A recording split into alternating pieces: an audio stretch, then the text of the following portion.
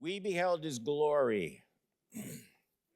The title this morning is The Things That Block Our Minds to Obvious Truth. The things that block our minds to obvious truth. And I'm going to kind of lay some foundational details, looking at the story really carefully, and then I want to apply it. You'll see as it gets toward the end where we get specifically to that issue. So we're at John 19 now.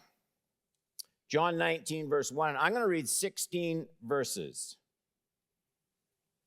Hope you have a Bible. Always have a Bible with you in church.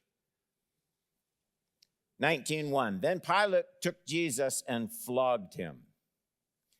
And the soldiers twisted together a crown of thorns, put it on his head, arrayed him in a purple robe. They came up to him saying, "Hail, King of the Jews!" Okay, they're talking to God the Son. "Hail, King of the Jews!" Wink, wink, poke, poke. And struck him with their hands. What do you see? They hit him. Pilate went out again. Remember, there's the Roman court and then the Jews who weren't allowed in. So Pilate's going back and forth. Pilate went out again and said to them, this is to the Jews, "See, I'm bringing him out to you that you may know that I find no fault in him." I'm thinking you put a crown of thorns, you whip him, you punch him. I wonder what you do if you really do think a person is guilty. "I find no fault in him." 5. So Jesus came out wearing the crown of thorns and the purple robe, and Pilate said to them, "Behold the man."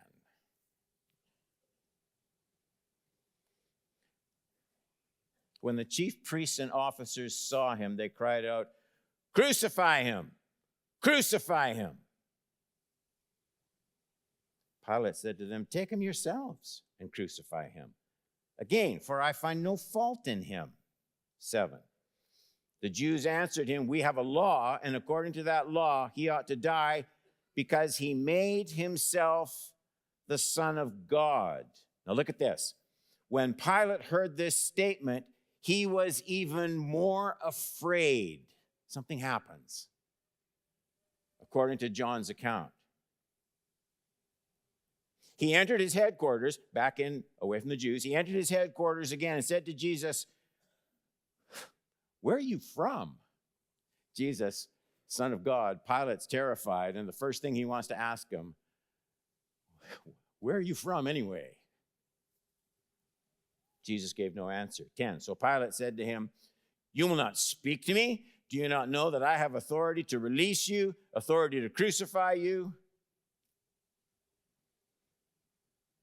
Jesus answered him, "You would have no authority over me at all, unless it had been given you from above. Therefore, he who delivered me over to you has the greater sin."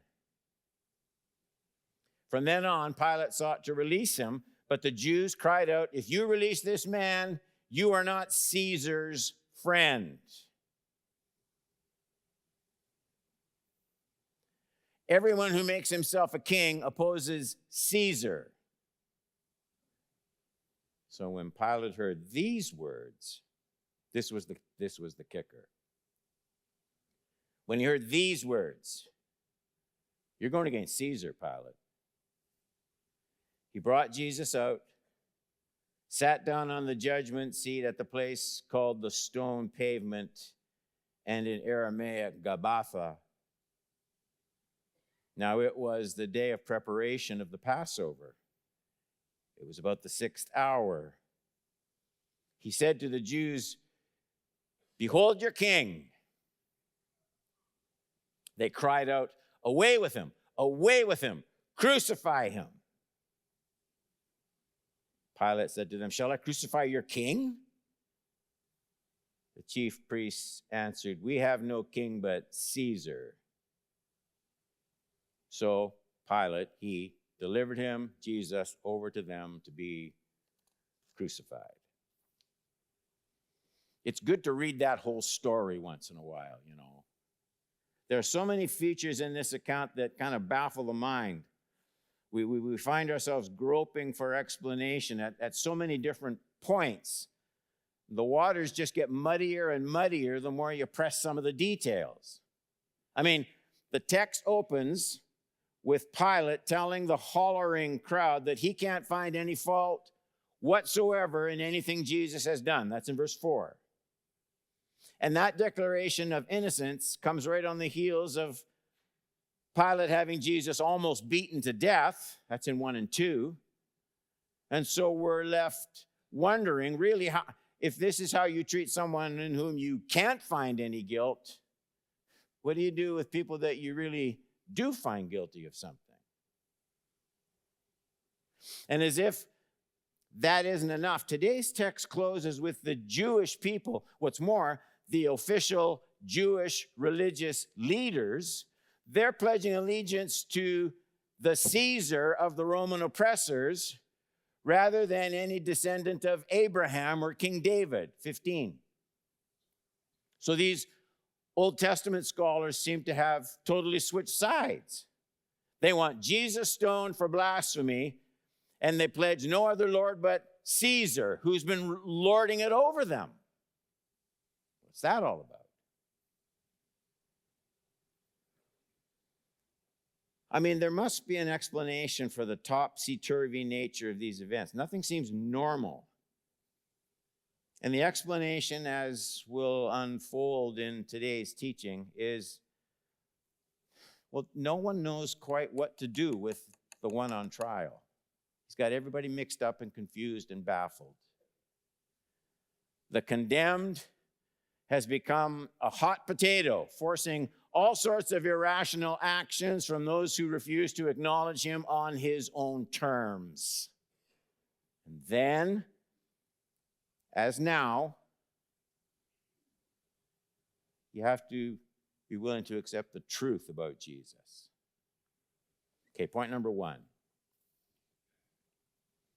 Jesus looks like a king with absolutely no power. You see it in the first 5 verses.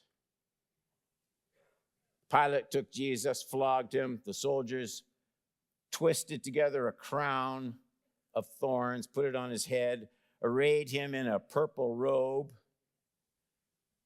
They came up to him saying, "Hail, King of the Jews," struck him with their hands.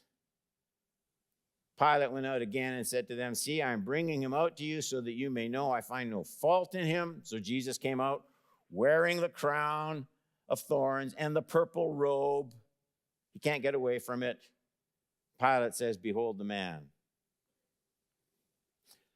The charge of blasphemy is not the first charge the Jewish leaders bring against Jesus. The blasphemy charge would come later. To see the nature of the first charge and the purpose of the kingly mocking, the crown and the robe, that Jesus would receive from Pilate, we need to look back to Jesus' dialogue with Pilate in last week's text. You got to be patient a little bit. So Pilate entered his headquarters again and called to him and said, "Are you the king of the Jews?" Jesus answered, "Do you say this of your own accord, or did others say it to you about me?" Pilate answered, "Am I a Jew? Your own nation and the chief priests have delivered you over to me. What have you done?" Jesus said, "My kingdom is not of this world. If my kingdom were of this world, my servants would have been fighting that I might not be delivered over to you. But my kingdom is not of this world." And then Pilate said, "So you're a king?" Jesus answered, "You say that I'm a king. For this purpose I was born, for this purpose I have come into the world," that great Christmas text, "to bear witness to the truth. Everyone who is of the truth listens to my voice." And Pilate said to him, "What is truth?" After he had said this, he went back outside to the Jews and told them, "I find no fault in him, but you have a custom that I should release one man for you at the Passover. So do you want me to release to you the King of the Jews. Notice all those references to king, kingdom. It's this kingdom talk that is coming back to haunt Jesus in today's text. The Roman Caesar had left the Jewish people pretty much alone in their religious customs. And the priests and the scribes and the Pharisees, they all loved the freedom that they had to exploit their power over the people to the max.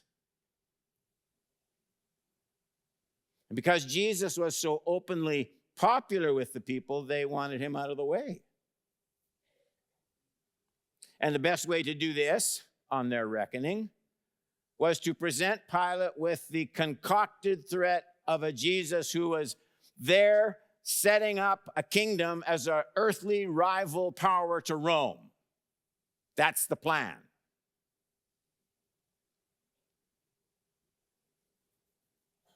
Even Pilate could see through their ridiculous case.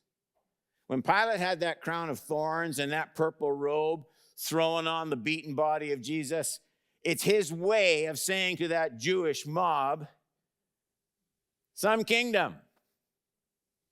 Look at this pathetic man. Behold the man. There's no threat in this king's power. You should pity him, not crucify him. So Pilate clearly hopes seeing Jesus so broken and mocked and powerless might soften the people. Most people can be sterner with punishment at a distance than they are when actually forced to see the brutality close up. It's one thing to believe in capital punishment. It's another to have to throw the switch, you know. So Pilate hopes the people will be reluctant to push for any more punishment for this bloody, humbled, powerless king. That's Pilate's plan. And that might have worked, except there's another power working in these determined religious leaders stronger than the emotion of pity. When the chief priests and others saw him, they cried out, "Crucify him! Crucify him!" Pilate said to them, "Take him for yourselves and crucify him. I find no fault in him." So at least at this point, I think we can all sympathize with Pilate. He clearly sees no crime worthy of punishment in Jesus. He says so twice. But he knows if things get out of control, his delegated position from Rome could turn sour. He needs peace among the people. He's angling for crowd control here. It's a political thing for Pilate. The solution seems obvious. Let the Jews crucify Jesus. They'll be happy. Pilate keeps his conscience clean. It's a win-win. The Jews get what they want. Jesus won't be around to cause any more trouble. Pilate is off the hook. I mean, why can't this work for Pilate? I mean, sure, it's wicked, but at least it's not complicated. Strangely, it's the Jewish leaders who don't seem happy with Pilate's offer. But why? What's really going on here? And with just a little study, we can see why Pilate's offer isn't acceptable to the Jewish leaders. They're afraid to crucify Jesus themselves, the Jews, and with good reason. The Jewish leaders can't kill Jesus without deeply angering the common Jewish people who loved Jesus and heard him gladly. He was very popular. Matthew makes it more clear than almost anyone. When the chief priests and the Pharisees heard his parables, they perceived that he was speaking about them. They didn't like it. Although they were seeking to arrest him, they,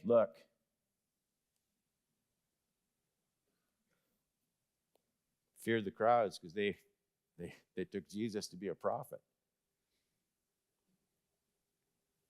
I said earlier, Pilate couldn't arouse sympathy in the hearts of these religious leaders because there was a stronger force at work in their hearts.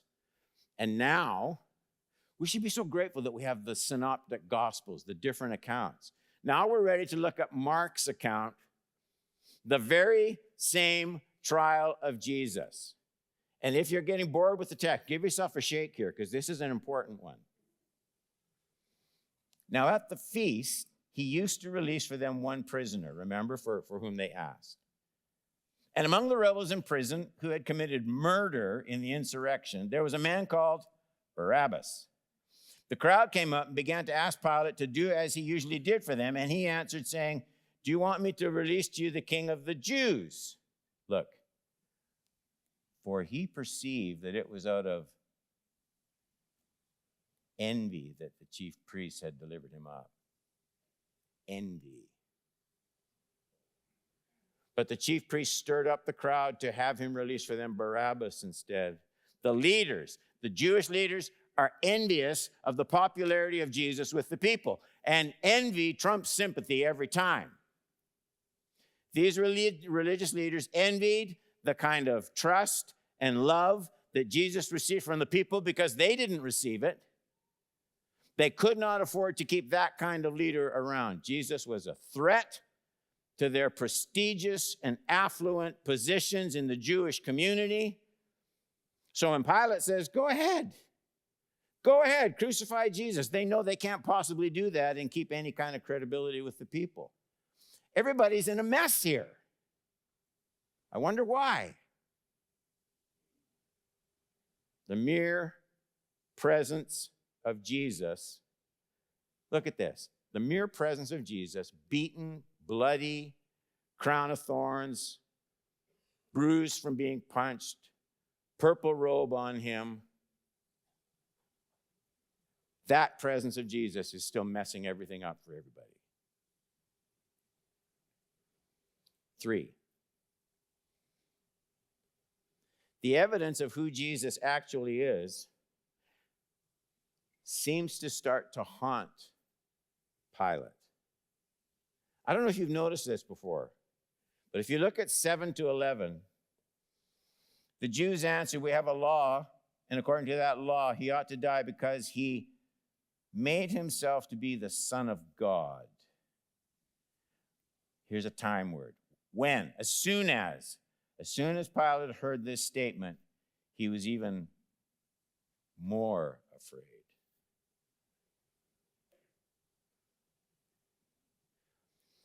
He entered his headquarters again and said to Jesus, "Where are you from?" That's a nervous question. But Jesus gave him no answer. So Pilate said to him, "You will not speak to me? Do you not know that I have authority to release you and authority to crucify you?" Jesus answered him, "You would have no authority over me at all unless it had been given you from above. Therefore," here's a big sentence, "he who delivered me over to you has the greater sin." The greater sin. Those are really challenging verses.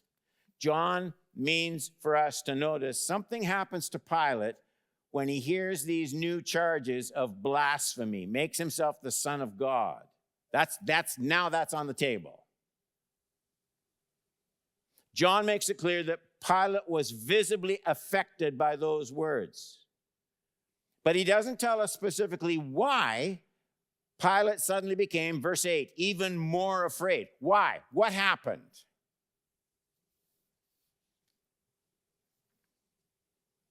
Text doesn't say, but I think there are some clues. Not insignificantly, Matthew tells us Pilate's wife had just delivered a strange message to her stressed out husband. It's in 17 to 19. So when they had gathered, Pilate said to them, "Whom do you want me to release for you?" Okay, so this isn't new now. Barabbas or Jesus, who is called the Christ. For he knew that it was out of envy that they had delivered him up. Besides, while he was sitting at the judgment seat, his wife sent word to him. have nothing to do with this righteous man. I have suffered much because of him today in a dream. Pilate's not a believer in Christ, but you don't have to be a believer to be superstitious. Pilate is, at the very least, spooked by the combination of this strange, fearful dream from his wife and the declaration of the religious leaders that Jesus made no bones whatsoever about being divine. This is the man Pilate has just beaten half to death. But there's more. As soon as Pilate can get away from the crowd, he naturally wants to know the nature of the person he's dealing with. And the first thing he needs to know is, where did Jesus come from? Verse 9. Very frustrating. Jesus doesn't tell him. The next confrontation between Pilate and Jesus must have been unnerving for Pilate. It's in verses 10 and 11.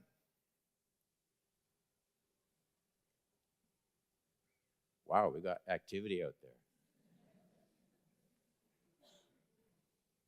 So Pilate said to him, will you not speak to me? Do you not know that I have authority to release you and authority to crucify you? And Jesus answered, we've heard this before, you'd have no authority over me at all unless it had been given you from above. Therefore, he who delivered me over to you has the greater sin. This is surely unsettling. He's already had eerie suspicions about Jesus, and now Jesus announces everything Pilate holds dear about his own power, his own position, his own authority, actually isn't his at all. Pilate, like it or not, is in the powerful hands of God himself. And to make matters worse, Jesus does something else. He's bold enough to declare both Pilate and to a lesser degree, Pilate to a lesser degree and the Jews to a greater degree were actually guilty of sin. Jesus uses that word in that 11th verse. Therefore, he who delivered me over to you has the greater sin. Jesus introduces a new category to Pilate. He proves the nature of his true kingdom when he starts talking to Pilate about sin. It's one thing to be confronted with legal issues. It's another thing to be confronted with political issues. It's quite another thing to bring sin and divine judgment into the picture. Suddenly, Jesus is talking to Pilate and everything is getting bigger. Everything counts more. A lot more than Pilate thought initially. This is a different kind of king indeed. Now the practical wrap-up that I said I wanted to do. Point number 4.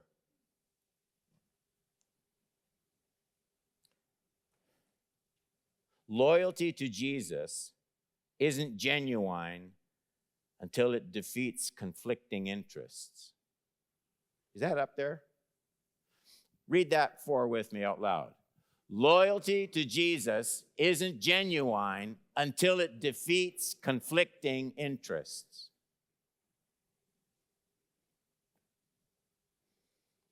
You can see this happening. Watch how this happens. From then on, Pilate sought to release him, but the Jews cried out, if you release this man, you're not Caesar's friend. They're going to bring up Caesar a whole bunch because Pilate's very sensitive to his boss, Caesar, the Caesar. Everyone who makes himself a king opposes Caesar. So when Pilate heard these words, what words? The stuff about Caesar. When Pilate heard these words, he brought Jesus out, sat down on the judgment seat at the place called the Stone, the Pavement, which is Aramaic Gabbatha. Now, it was the day of the preparation of the Passover. It was about the 6th hour, and he said to the Jews, "Behold your king." And they cried out, away with him, crucify him." Pilate, "Shall I crucify your king?" Watch again. "We have no king but Caesar." So Pilate, he gives up. Okay, take him. For the last 2 weeks, we've been engaged, as we work through the whole book, in a study of traitors. Judas may have been the first, but he's not the last to betray what should have been dear to his heart. Peter denies ever being associated with Jesus. The Jews are willing to align their hearts with the Gentile ruler, the Caesar, rather than look in faith on the Messiah. Pilate will turn on his own conscience when his own political future is at stake. What am I getting at? And here's the point. There's something about Jesus that exposes our deepest loyalties. There's something about the presence of Jesus that exposes our deepest loyalties. It was true then. It's true now for everyone in this room. And this brings up a wonderful point of personal application in the final moments of our text. Pilate stood his high moral ground, given credit, for quite a while against formidable odds. He deserves credit for hanging in there, but it's what finally pushed him over the edge, what broke his moral backbone. That's what we need to consider deeply. From then on, Pilate sought to release him. He's still trying to release Jesus. The Jews cried out, "If you release this man, you're not Caesar's friend." Everyone who makes himself a king opposes Caesar. So when Pilate heard these words, he brought Jesus out. I'm going to turn him over. The seismic shift, verse 12, Pilate sought to release him. 13, when Pilate heard these words, he gives Jesus over. So what words? The words, "If you release this man, you're not Caesar's friend." That turns Pilate into a traitor. Every person present in this sanctuary this morning has some interest that lies in wake to push Jesus into second place. Everyone has one of those, or more than one. How you deal with that interest is the measure of your love for Christ. It is your spiritual identity. And here's the thing. The world works hard to find out what's dear to your heart, and it works hard to exploit your deepest personal interest. It might be wealth, it might be success, it could be education, it could be fitness, it could be entertainment, it could be sports. But it doesn't matter what it is. There will be some screaming voice fanning those desires to life or threatening to leave them unfulfilled. If Jesus takes center stage, you'll be missing out. Remember it all your life. Remember it all your life. The devil uses your other interests to make loyalty to Jesus difficult or unattractive. That's what he does. That's what he always does.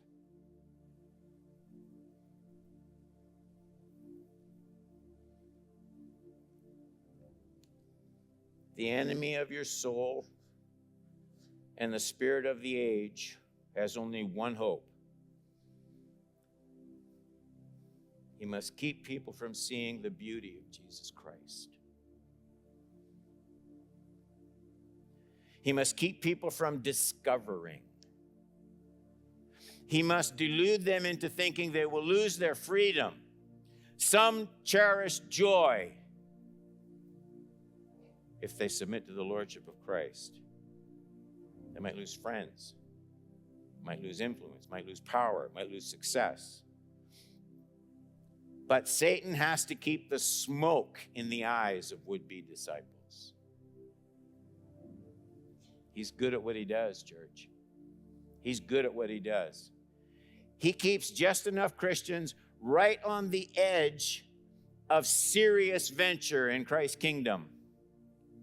Play this mental game just for a minute. Other than going to church, if Jesus didn't exist, how would you live your life day by day? And if there isn't much difference between that and how you actually live your life right now, you're probably not a Christian at all.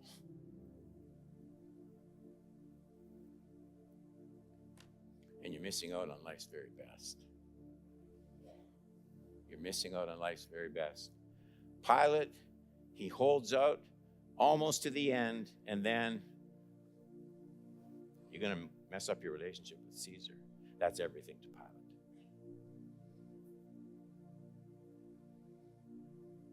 He'll work, the enemy will work to find some cherished desire that's right on the edge of putting Jesus into second place.